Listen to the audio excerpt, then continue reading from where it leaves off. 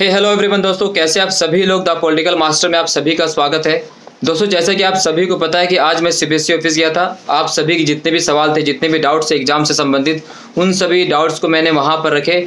उसके बाद दोस्तों मैं वहीं पर एक स्कूल पर गया और स्कूल में मेरी बातचीत दोस्तों एक एग्जामिनर इंचार्ज से, और उन्हीं एग्जामिनर इंचार्ज से मैंने बहुत सारे क्वेश्चन किए, जो भी क्वेश्चन आपने मुझसे पूछे थे कमेंट बॉक्स में। तो दोस्तों इस वीडियो में आप सभी जितने भी डाउट्स है एग्जाम से रिलेटेड, कंपार्टमेंट एग्जाम से रिलेटेड, री एग्जाम से संबंधित, पैटर्न से संबंधित, सिलेबस से संबंधित, यानी सभी डाउट दोस्तों इस वीडियो में आपके पूरी कोशिश करूंगा क्लियर हो जाए। तो इस वीडियो में एंड तक बने रहिए, इसे स्किप ना करें। तो दोस्तों इस वीडियो में जितने भी आपके सवाल एग्जाम से रिलेटेड, उन सभी सवालों के जवाब देने की मैं पूरी कोशिश करूंगा। तो सबसे पहला जो प्रश्न दोस्तों आप सभी ने पूछा था, जो सबसे अधिक बार पूछा गया था कि क्या सर स्कूल में जाकर नंबर को बढ़ाया जा सकता है। तो दोस्तों स्कूल में जाकर नंबर को बढ़ाया जा सकता है, बट इसके लिए दोस्तों जो है सीबीएसई एक कमेटी का गठन करेगी।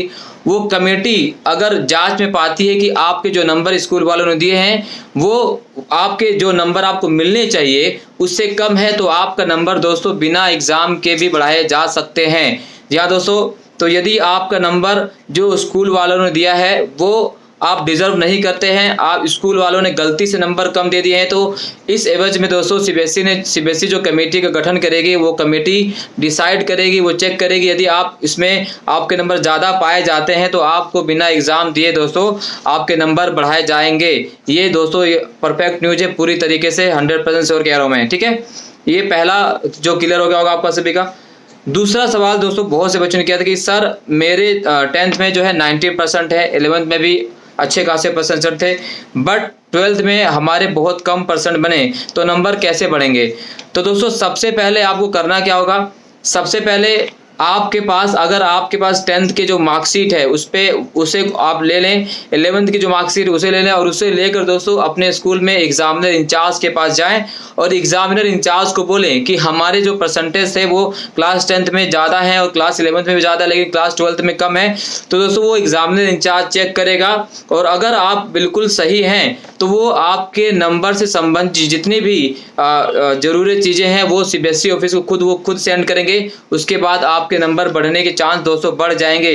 तो ध्यान से सुनना दोस्तों, यदि आपके क्लास 10th में अच्छे नंबर्स हैं, क्लास 11th में भी बहुत अच्छे मार्क्स हैं, और क्लास 12th में बहुत कम नंबर दिए गए हैं इस क्राइटेरिया को फॉलो करने के बाद, तो दोस्तों आप सभी को करना क्या है, अपने स्कूल में जाना है और जो आपके एग्जामिनर इंचार्ज हैं उनसे जाकर मिलना है, और उन्हें अपने वो सारे प्रूफ दिखाने हैं जो आपके क्लास 10th में हैं और क्लास 11th में हैं। उसके बाद दोस्तों वो अपनी तरफ से सीबीएसई को मेल करेंगे, और मेल करने के बाद दोस्तों जो रिवर्ट आएगा वो रिवर्ट आपको बताएंगे और आपके नंबर को बढ़ाया जा सकता है। आई होप ये दूसरा डाउट भी आप सभी का क्लियर हो चुका होगा दोस्तों।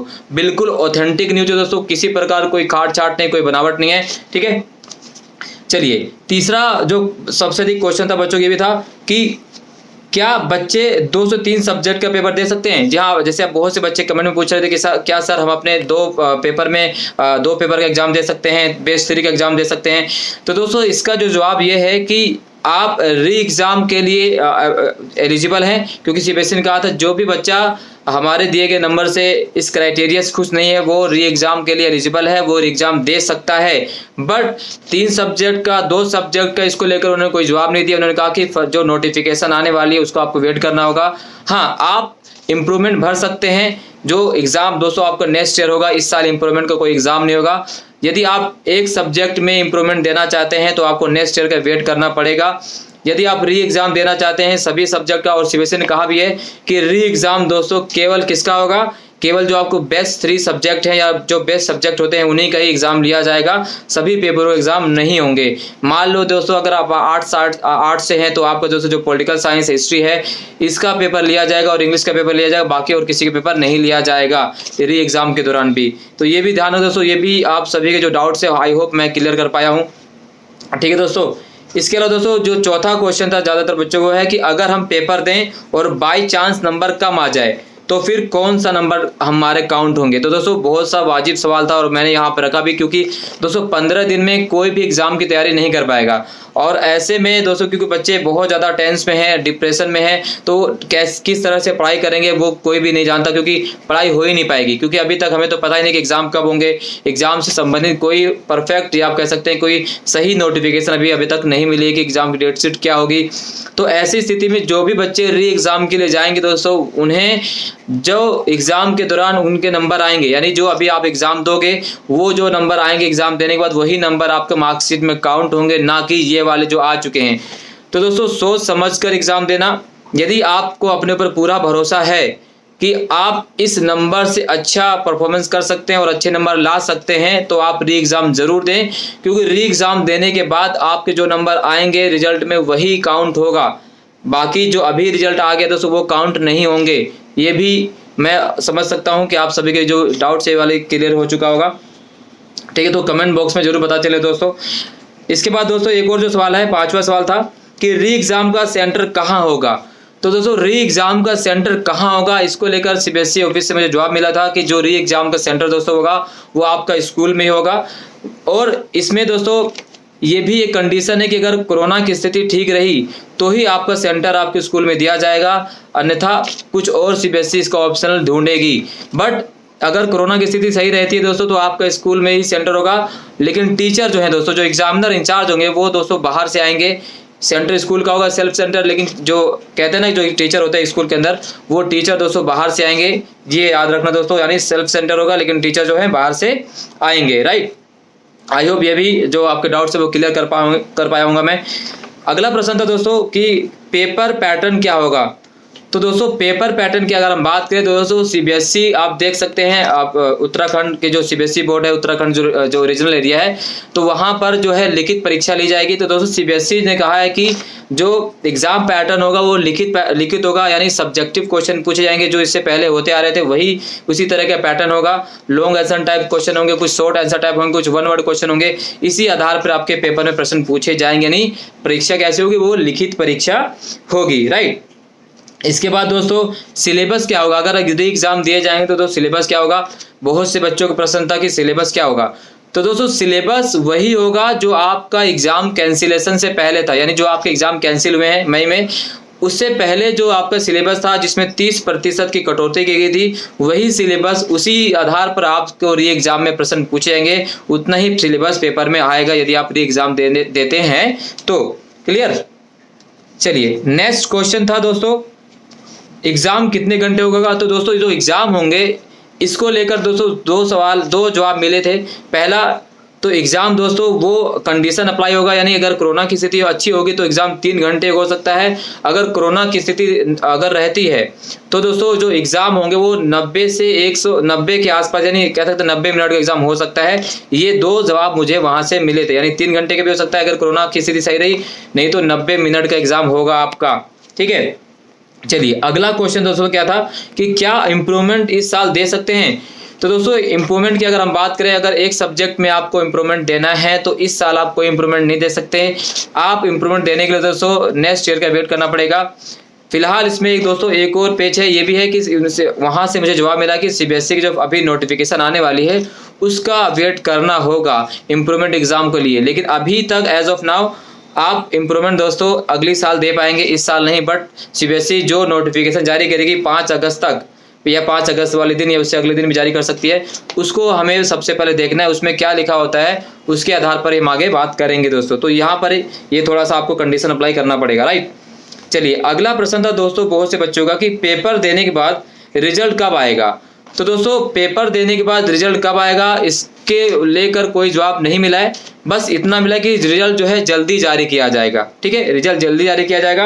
अब बहुत से बच्चों का बहुत जायज़ प्रश्न था जो मैंने उनसे पूछा भी, क्या सर जो बच्चे री एग्ज़ाम देंगे और जब उनका रिजल्ट आएगा और रिजल्ट आने तक क्या सभी कॉलेजेस में, सभी यूनिवर्सिटियों में उनके लिए एक सीट रिजर्व रखी जाएगी जो सीबीएसई के स्टूडेंट्स हैं।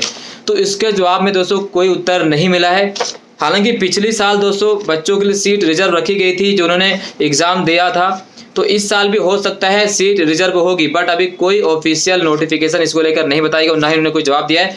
तो अगर आप एग्ज़ाम दे रहे हैं और एग्जाम के बाद तक आपकी सीट अवेलेबल नहीं रहती है, तो इसको लेकर अभी सीबीएसई कोई जवाब नहीं है दोस्तों। बट पिछली साल सीट अवेलेबल थी, तो अभी इसके लेकर भी हम दोस्तों अगली नोटिफिकेशन का वेट करेंगे। तो जो बच्चे एग्जाम देना चाहते हैं वो थोड़ा सा अभी 5 अगस्त तक का वेट भी कर लें। हालांकि अगर आपने मन बना लिया है तो बहुत अच्छी बात है, अगर आप मेहनत कर रहे हैं तो आप री एग्जाम दें दोस्तों। बहुत से बच्चों का सवाल दोस्तों ये भी था कि सर हमारा जो रिजल्ट है वो हमारे दो सब्जेक्ट में आरटी आई हुई है। आरटी मीन्स होता क्या दोस्तों, रिपीट थ्योरी, यानी जो भी आपके सब्जेक्ट है जो प्रैक्टिकल वाले होते हैं और थ्योरी वाले होते हैं। तो दोस्तों अगर आप प्रैक्टिकल में पास हैं और थ्योरी में फेल हैं तो दोस्तों आपको थ्योरी का एग्जाम देना होगा, प्रैक्टिकल का नहीं देना होगा। जैसे अगर हम बात करें दोस्तों तो ज्योग्राफी और हिस्ट्री में अगर हम बात करें तो दोस्तों 20-20 नंबर का प्रैक्टिकल होता है। तो आप जो बच्चा प्रैक्टिकल में पास है और हिस्ट्री और ज्योग्राफी के थ्योरी में फेल है तो वहां पर दोस्तों उसको आरटी लगी हुई है। तो आरटी का मतलब होता है रिपीट थ्योरी। तो आपको अपनी आरटी को सुधारने के लिए आपको थ्योरी का एग्जाम दोबारा देना होगा। और ये भी दोस्तों 16 अगस्त से लेकर 15 सितंबर के बीच एग्जाम करवाए जाएंगे। क्लियर हो गया दोस्तों। अब बहुत से बच्चों का सवाल था दोस्त कि सर एग्ज़ाम कब होंगे, क्या इसको कोई फाइनल डेट है। तो दोस्तों जवाब मिला कि एग्ज़ाम जो है वो 16 अगस्त से लेकर 15 सितंबर के बीच करवाए जाएंगे। अब 16 सितंबर से लेकर 15 सितंबर तक कब होंगे इसको लेकर दोस्तों सीबीएसई जल्दी ही डेट शीट जारी करेगी, हमें उसका वेट करना होगा। तो हर स्ट्रीम का, यानी आर्ट्स का, कॉमर्स का, साइंस का, हर स्ट्रीम का अलग अलग डेट शीट आएगी और उसी के अकॉर्डिंग दोस्तों उनके एग्जाम लिए जाएंगे। क्लियर हो गया दोस्तों। आई होप आपके जितने भी डाउट्स मैं क्लियर कर पा रहा हूं। तो दोस्तों लाइक, शेयर और चैनल को जरूर सब्सक्राइब कर दो और इस वीडियो को दोस्तों ज़्यादा से ज़्यादा शेयर करें ताकि हर बच्चों को जो डाउट हो वो क्लियर हो पाए, क्योंकि बच्चे दोस्तों बहुत ही ज़्यादा डिप्रेशन में हैं। तो इस वीडियो को ज़्यादा से ज़्यादा आप शेयर करें ताकि ज़्यादा लोगों तक ये पहुँचे। क्लियर। बहुत से बच्चों का सवाल था कि सर हमारा जो रिजल्ट उसमें आरएल लिखा हुआ आ रहा है। तो आरएल का मतलब होता है दोस्तों रिजल्ट लेटर, यानी कुछ कारणों की वजह से जो है आपका रिजल्ट अभी तक नहीं बन पाया है या आपकी स्कूल की गलती की वजह से अभी तक रिजल्ट तैयार नहीं हो पाया है। विद इन अ वीक आपका रिजल्ट दोस्तों तैयार हो जाएगा और 5 अगस्त तक आपका रिजल्ट डिक्लेयर कर दिया जाएगा। इसके अलावा बहुत से बच्चों का प्रश्न यह था कि सर हमारे रिजल्ट में आरएल लिखा हुआ आ रहा है लेकिन हमने प्रैक्टिकल एग्जाम नहीं दिया था, तो क्या हम फेल हो जाएंगे, पास हो जाएंगे। दोस्तों अगर आपने प्रैक्टिकल एग्जाम नहीं दिया था तो दोस्तों हो सकता है आपके प्रैक्टिकल के नंबर ना लगे उस सब्जेक्ट में, तो आपके नंबर कम आने की संभावना है। बट रिजल्ट आने के बाद ही पूरे तरीके से हम क्लियर हो पाएंगे कि क्या नंबर दिया गया, क्या नहीं दिया गया। तब तक आपको रिजल्ट का वेट करना होगा। क्लियर हो गया दोस्तों। चलिए अब हम बात करते हैं दोस्तों जो मेरी स्कूलों से बातचीत हुई, यानी स्कूल में जो मेरे इंचार्ज थे एग्जामिनर उनसे मैंने बातचीत की और उन्होंने क्या जवाब दिए इन सभी प्रश्नों के। तो सबसे पहले प्रश्न मैंने दोस्तों यही पूछा, जैसे हमने देखा कि बहुत से बच्चे कह रहे थे कि स्कूलों की वजह से कम नंबर मिले हैं। ठीक है, क्या स्कूलों ने टीचरों को कम नंबर दिए हैं या स्कूल के रेपुटेशन का कुछ इस पर फर्क पड़ा है। तो दोस्तों उनका कहना था कि स्कूल की तरफ से कोई भी गलती नहीं की गई है। अब स्कूल ने बच्चों को सही नंबर दिया है बट सीबीएसई ने नंबर काटे हैं, ये उनका कहना था। इसके अलावा दोस्तों ये भी मैंने उनसे पूछा कि क्या सर जो स्कूल की रेपुटेशन है, यदि पिछले साल के जो बेस ईयर था, आप 2-3 साल के रिजल्ट के वेरी करेंगे तो पिछले साल में अगर आपका रिजल्ट खराब था तो इस साल भी आपका रिजल्ट खराब होने की संभावना थी। तो उन्होंने कहा हाँ सीबीएसई ने इस आधार पर रिजल्ट बनाए क्योंकि जिस स्कूलों का रिजल्ट 2 साल पहले खराब था उसका रिजल्ट अचानक इस आधार पर ठीक नहीं किया जा सकता था। इस पर बच्चों जो नंबर कम होने का बहुत फर्क पड़ा है, इसी वजह से बहुत से बच्चों को कम नंबर आए हैं। तो वहाँ मैंने उनसे सवाल पूछा कि सर इसमें तो बच्चों के साथ धोखा हो जाएगा। तो उन्होंने कहा कि इसको लेकर सीबीएसई काम कर रही है, जल्दी इसको लेकर नोटिफिकेशन जारी किया जाएगा। आप लोगों के पास दोस्तों विकल्प है, आप अपने एग्जाम को लेकर आपका जो रिजल्ट है उसको लेकर दोस्तों आप स्कूल में जा सकते हैं और वो सारी चीज़ें प्रक्रिया आपको स्कूल में समझा दिए जाएंगे। आप अपने क्लास टीचर से मिलिए, राइट, और क्लास टीचर को वो सारे अपने दिखाइए जो भी क्लास 10th की मार्कशीट है, आपकी क्लास 11th की मार्कशीट है, उनसे संबंधित वो सारे जितने भी आपके मार्क्स है वो दिखाएंगे, उन्हें वो मिलाएंगे और आपकी सारी चीज़ें दोस्तों वो वहाँ से फॉरवर्ड करेंगे सीबीएसई ऑफिस, और सीबीएसई ऑफिस से जैसे भी कोई रिजल्ट मिलेगा वो आपके नंबर को सुधार देंगे या सीबीएसई खुद इस पर काम करेगी। दोस्तों उन्होंने ये मुझसे कहा है। इसके अलावा दोस्तों अगला क्वेश्चन था स्कूल से, मैंने पूछा था कि क्या स्कूल ने पूरे नंबर दिए थे। तो स्कूल ने दोस्तों जवाब दिया कि हाँ स्कूल की तरफ से किसी प्रकार की कोई रिजल्ट में कोताही नहीं बरती गई। बट दोस्तों अब क्या कह सकते हैं, क्योंकि बहुत से स्कूलों ने बिल्कुल ऐसा ही कहा है कि कुछ बच्चों के पैसे के आधार पर भी नंबर दिए गए हैं। कुछ बच्चों के जो है नंबर अच्छे आ सकते थे बट उन्हें कम नंबर दिए क्योंकि उन्होंने पैसे की डिमांड पूरी नहीं करी। तो कुछ स्कूलों ने तो वैसा भी किया, लेकिन हर स्कूल ऐसा नहीं किया है, तो ये हम समझ सकते हैं। तो उन्होंने कहा कि हमने तो पूरे नंबर दिए थे, बट स्कूलों का जो रेपुटेशन है, स्कूलों के जो पिछले 2 साल का जो बेस है, उसका बच्चों के नंबर पर बहुत ही ज़्यादा फर्क पड़ा है। अगला प्रश्न मैंने उनसे ये पूछा था दोस्तों कि क्या आपने जो नंबर सीबीएसई को दिए हैं वो दिखा सकते हैं? तो दोस्तों उन्होंने सीधा पूरा कट टू कट जवाब दिया दोस्तों कि हाँ, वो नंबर हम शो कर सकते हैं। यदि आप स्कूल जाएं दोस्तों और आपने अपना मार्कशीट यानी क्लास 10th और क्लास 11th के मार्कशीट दिखाएंगे और उनसे दोस्तों पूछेंगे कि आपने हमें कितने नंबर दिए हैं क्लास 12th में, तो दोस्तों वो आपको ज़रूर दिखाएंगे। और जो भी उसको दिखाने की प्रक्रिया होगी वो आपको बताएंगे दोस्तों, क्योंकि वहाँ पर सारी प्रक्रिया स्टूडेंट्स को ही बताई जाएगी। क्योंकि अगर आप जाएंगे तो आपको सारी प्रक्रिया को समझा देंगे क्या करना है क्या नहीं करना है, राइट। तो ये सारे सवाल थे दोस्तों। इसके अलावा दोस्तों बहुत से बच्चों के अगर कोई सवाल रह गए होंगे तो मैं उस सवाल को दोस्तों शाम 6 बजे के बाद ज़रूर लेकर आऊँगा। आप मुझे कमेंट बॉक्स में बताइए कि आपके जितने भी डाउट्स हैं वो डाउट्स क्लियर हुए या नहीं हुए। इसके अलावा दोस्तों बहुत से बच्चे पैटर्न को लेकर ही पूछ रहे थे, तो पैटर्न मैंने आप सभी को बता दिया है। ये थी आज की पूरी बातचीत दोस्तों। आई होप मैं आप सभी के डाउट्स क्लियर कर पाया हूँ। अगर क्लियर कर पाए दोस्तों तो जरूर लाइक कर दें, हमारे वीडियो को ज़्यादा से ज़्यादा शेयर कर दोस्तों, और हमारा जो एफर्ट है उसको दोस्तों सराहें और हमारे चैनल को जरूर सब्सक्राइब करें और इस वीडियो को ज़्यादा से ज़्यादा शेयर कर दें दोस्तों, और हमें यूट्यूब पर सपोर्ट करें। बहुत बहुत धन्यवाद। जय हिंद।